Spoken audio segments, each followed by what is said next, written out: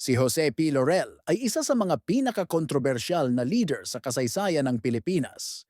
Siya ang Pangulo ng Ikalawang Republika noong panahon ng pananakop ng mga Hapon sa World War II.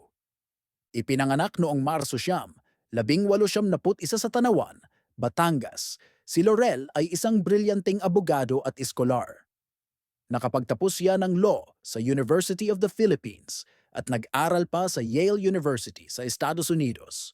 Bago maging Pangulo, nagsilbi siya bilang Associate Justice ng Korte Suprema. Noong 1943, itinalaga si Jose P. Laurel bilang Pangulo ng pamahalaang suportado ng Japan. Para sa ilan, isa itong pakikipagtulungan sa mananakop. Pero para kay Laurel, ito raw ay isang paraan para protektahan ang interes ng mga Pilipino sa gitna ng digmaan.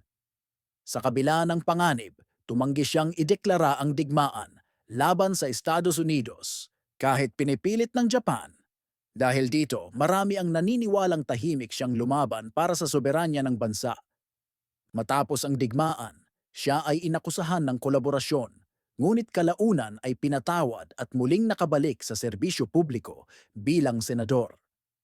Sa huli, si Jose P. Laurel ay nananatiling isang leader na hinuhusgahan hindi sa itim at puti, kundi sa gitna ng mahirap na desisyon sa panahon ng kaguluhan.